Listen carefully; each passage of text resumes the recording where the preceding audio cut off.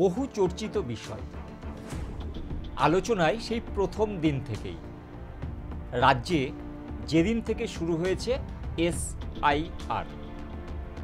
প্রশ্ন, এসআইআর আর আইআর বিষয়টা বুঝলেন? সম্ভবত বোঝানো সম্ভব হলো না। একটু পরিষ্কার করে বলি আপনাদের। আমরা দেখতে পাচ্ছি গোটা রাজ্য জুড়ে এসআইআর চলছে। এসআইআর অর্থাৎ বিশেষ নিবিড় সংশোধন। আমরা এনুমারেশন ফর্ম পূরণ করছি, সেই ফর্ম বিএলওদের হাতে জমা দিচ্ছি এবং এই জমা দেওয়ার পর বিএলওরা এই গোটা প্রক্রিয়ার কাজ সামলাবেন। তারপর যে নতুন ভোটার তালিকা প্রকাশিত হবে সেই তালিকায় আপনার নাম উঠবে, অর্থাৎ বিশেষ নিবিড় সংশোধন। আজকের আলোচনার বিষয় যে 2002 সালে সত্যিই কি এই এসআইআর হয়েছিল? কেউ দাবি করছেন যে 2002 সালে এসআইআর হয়েছিল, সেই জন্যই 2002 সালকে নির্দিষ্ট করে এই নতুন এসআইআর প্রক্রিয়া এবছর শুরু করা হয়েছে। কারা বলছে? ভারতের নির্বাচন কমিশন। যেহেতু 2002 সালে পশ্চিমবঙ্গে শেষবার এসআইআর হয়েছিল, সুতরাং সেই 2002-এর ভোটার তালিকাকে সামনে রেখেই এসআইআর পরবর্তী যে ভোটার তালিকা প্রকাশিত হয়েছিল সেই ভোটার তালিকাকে নির্দিষ্ট করেই এই নতুন যে গোটা প্রক্রিয়া সেই প্রক্রিয়া পরিচালনা করা হচ্ছে। তাতে করে বোঝা যাবে যে প্রকৃত ভোটার কারা। খুব ভালো কথা, এই নিয়ে কারোর আপত্তি নেই। তবে প্রশ্ন উঠছে যে সত্যিই কি 2002 সালে এসআইআর হয়েছিল? এই নিয়ে দ্বিমত রয়েছে, বা বলা যেতে পারে যে কমিশনের এই বক্তব্য একেবারেই ঠিক নয়। বিজেপি দেশের শাসক দল, এ রাজ্যের বিরোধী দল। তারা দাবি করছেন যে 2002-এ এসআইআর হয়েছিল, সুতরাং সেই তালিকা ধরে যদি নতুন করে ভোটার তালিকা প্রকাশিত হয় তাহলে পরিষ্কার হয়ে যাবে কারা প্রকৃত ভোটার এ রাজ্যের, কারা প্রকৃত ভোটার নয়। খুব ভালো কথা। তবে আজকের এই প্রোগ্রাম আমার যে নির্বাচন কমিশন বা বিজেপি যে 2002-এর যে তত্ত্ব খাড়া করছে কতটা সত্যি? আদেও 2002 সালে কি এসআইআর হয়েছিল? আমরা বিভিন্ন তথ্য অনুসন্ধান করে যে ধারণায় এলাম বা যে বক্তব্যে এলাম যে 2002 সালে এসআইআর হয়নি। একদম নির্দিষ্টভাবে বলা যায় যে আইআর হয়েছিল, অর্থাৎ ইন্টেনসিভ রিভিশন।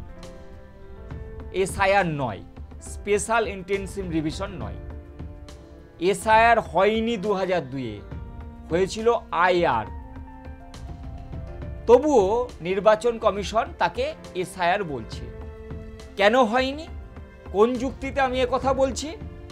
বিভিন্ন বিশেষজ্ঞদের মতামত নেওয়া হয়েছে এবং সেই সময় যারা নির্বাচনের কাজের সঙ্গে যুক্ত ছিলেন তাদের সঙ্গেও কথা বলেছিলাম। কি বলছেন তারা? তারা বলছেন সেবার বাড়ি বাড়ি ভোটকর্মীরা গিয়েছিলেন, যারা এই আইআরের কাজে যুক্ত ছিলেন। কোনো ফর্ম পূরণ করা হয়নি। এবার যেমন বিএলওরা প্রত্যেক ভোটার পিছু প্রত্যেক ভোটারকে বাড়ি বাড়ি এনুমারেশন ফর্ম দিয়ে এসেছেন, সেবার কোনো ফর্মের বিষয় ছিল না।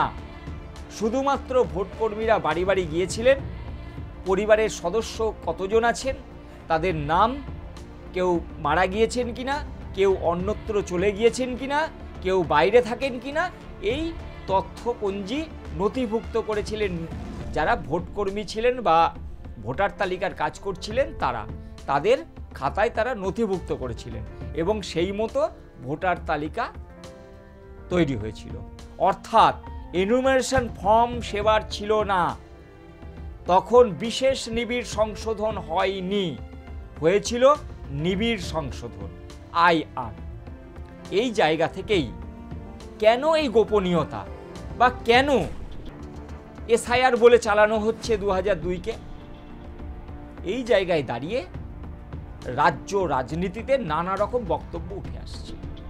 এ রাজ্যের শাসক দল তৃণমূল কংগ্রেসের সরাসরি বক্তব্য যে রাজনৈতিক ষড়যন্ত্রের ফাঁদে ফেলতে চাইছে বাংলার মানুষকে। কেন্দ্রের নরেন্দ্র মোদী সরকার বারবার পশ্চিমবঙ্গে এসে বাংলাতে তারা কোনো সফলতা পায়নি। অমিত শাহ থেকে নরেন্দ্র মোদী বাংলায় এসে বারবার রাজ্য বিধানসভায় 200-র বেশি আসন নিয়ে ক্ষমতা দখলের হুঙ্কার দিয়েছিলেন। বাংলার মানুষ তাদেরকে সেই সুযোগ দেয়নি। ফলে এমন একটা কিছু করতে হবে যে অন্তত যখন মানুষের মতামতে, মানুষের সমর্থনে কিছু করা যাচ্ছে না, যদি পিছনের দরজা দিয়ে কোনোভাবে কোনো সুফল ঘরে তোলা যায়। তাই কি এই প্রশ্নগুলো বা এই কথাগুলো বলছে রাজ্যের শাসক দল তৃণমূল কংগ্রেস।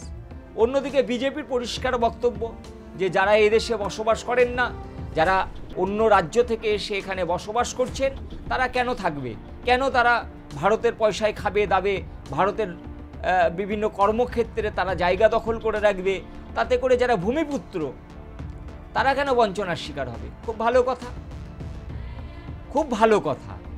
তবে প্রশ্ন উঠছে যে এই এসআইআর এর মধ্য দিয়ে প্রকৃত ভোটারদের নাম যদি বাদ পড়ে তার দায় কে নেবে? যেমন অনেকে আছে যারা 2002-এ ভোটার তালিকায় তাদের নাম ছিল, তারা ভোট দিয়েছেন, কোনো কারণে 2002-এর তালিকা থেকে নাম বাদ পড়ে গিয়েছে, তাদের কি হবে? এরকম প্রচুর ভুরি ভুরি উদাহরণ রয়েছে, প্রচুর উদাহরণ রয়েছে যে স্বাধীনতার পর থেকে বিভিন্ন সময়ে ভারতের নির্বাচনে অংশগ্রহণ করেছেন। জায়গা পরিবর্তন করা, ভিন রাজ্যে যাওয়া, কাজের সূত্রে অন্যত্র থাকা, এসব নানা কারণে অনেকের নাম 2002-এ যে আইআর হয়েছিল, নিবিড় সংশোধনের সময় নাম বাদ গিয়েছিল। আবার পরবর্তীতে তারা ভোটার তালিকায় নাম তুলে নিয়েছিলেন আবেদন করে। সেই ভোটারদের পরিণতি কি হবে এই এসআইআর এর মধ্য দিয়ে, তার স্পষ্ট জবাব কেন কমিশন জানাবে না, কেন সাধারণ মানুষের দুশ্চিন্তা মুক্ত করবে না? এবং যে পদ্ধতিতে এই এসআইআর চলছে, যে অভিযোগটা উঠে আসছে যে আজকে বিজেপি তারা কি বলছে, কোনো হিন্দুর নাম বাদ যাবে না, এটা বিজেপির একদম শুরু থেকে কথা বলা হচ্ছে। তাহলে প্রশ্ন যে পশ্চিমবঙ্গ এমন একটা রাজ্য, এই রাজ্যে প্রচুর উদ্বাস্তু রয়েছেন যারা ওপার বাংলায় অত্যাচারিত হয়ে এপার বাংলায় এসে বসবাস করছেন। পশ্চিমবঙ্গ এমন একটা রাজ্য যেখানে প্রচুর মতুয়া সম্প্রদায়ের মানুষের বাস, যারা ওপার বাংলা থেকে এসে এপার বাংলায় বসবাস করছে, বা নমশূদ্র। তাদের বহু মানুষ আছেন 2002 সালের পরবর্তীতেও এসেছেন। বিজেপি বলছে যে কারোর নাম বাদ যাবে না, কোনো হিন্দু মানুষের নাম বাদ যাবে না, কোনো বৌদ্ধর নাম বাদ যাবে না। তবে এই মানুষগুলোর যারা বাংলায় এসে বসবাস করছে 2002-এর নাম নেই, তাদের পরিবারের কোনো সদস্যের নাম নেই ভোটার তালিকায় 2002-এর আগে বা 2002-এ, তাদের নাম কিভাবে উঠবে ভোটার তালিকায়? এক্ষেত্রে বিজেপির একটাই তাদের অস্ত্র বা যে কথা তারা বারবার বলছেন যে সিএতে আবেদন করলে তাদের নাম উঠে যাবে। প্রশ্ন, মাত্র 3 মাস তো সময় দিয়েছে নির্বাচন কমিশন গোটা প্রক্রিয়া শেষ করার। যিনি সিএতে আবেদন করবেন এই কদিনের মধ্যে কি তিনি ভারতীয় নাগরিকত্বের সার্টিফিকেট পাবেন? যদি না পান, পরিণতি কি হবে? ভোটার তালিকা থেকে নাম বাদ যাবে। বিজেপির যে নেতারা বা যারা বলছেন যে সিএতে আবেদন করুন, আপনার নাম বাদ যাবে না, গ্যারান্টি দিতে পারবেন যে সেই ভোটারদের নাম ভোটার তালিকায় তোলার জন্য ব্যবস্থা করে দেবেন? তারা কোথা থেকে দেবে? কারণ কমিশন যে ডকুমেন্টের কথা বলেছে সেখানে নাগরিকত্বের সার্টিফিকেট থাকতে হবে, এটাও একটা ডকুমেন্ট। শুধুমাত্র সিএতে অ্যাপ্লাই করলাম, আবেদন করলাম, তাতে কোনো কাজে আসবে না। তাহলে যে মানুষগুলো 2002 সালের পর বিভিন্ন নির্বাচনে অংশগ্রহণ করেছেন, আধার কার্ড রয়েছে, ভোটার কার্ড রয়েছে, রেশন কার্ড রয়েছে, তবে 2002-এর তালিকায় নাম নেই বা তার পরিবারের কোনো সদস্যের নাম নেই 2002-এ বা তার আগে, তারা বেনাগরিক হয়ে যাবেন না তো? এই প্রশ্নগুলো উঠছে। 2 নম্বর, যারা সিএতে আবেদন করছেন প্রথমেই তারা বলছেন যে আমি অন্য দেশ থেকে এদেশে এসেছি, তার মানে সে ভারতীয় নয়। যে সুযোগ সুবিধা এতদিন তারা পাচ্ছিলেন, যখন তিনি স্বীকার করে নিলেন, আবেদন করলেন যে আমি ভারতীয় নয়, আমাকে ভারতীয় নাগরিকত্ব দেওয়া হোক, যতক্ষণ না তিনি নাগরিকত্বের সার্টিফিকেট পাচ্ছেন তিনি ভারতীয় নন। ভারতের সুযোগ সুবিধা কি তিনি পাবেন? যদি সরকার তার সমস্ত সুযোগ সুবিধা বন্ধ করে দেয়, তার দায় কে নেবে? তারপর এই যারা আবেদন করলেন সিএর জন্য, তারা কি পাবেনই নাগরিকত্বের সার্টিফিকেট? এই প্রশ্নটাও সামনে উঠে আসছে। অর্থাৎ বিতর্ক অনেক রয়েছে। তবে যে কথা দিয়ে শুরু করেছিলাম, এসআইআর 2002 সালে হয়েছিল কি? অভিজ্ঞরা বলছেন, যারা সেই সময় এই ভোটার তালিকার কাজ করেছিলেন তারাও বলছেন কোনো এসআইআর হয়নি 2002-এ। যেটা হয়েছিল সেটা আইআর, এসআইআর নয়। আজকে এই পর্যন্ত। নমস্কার।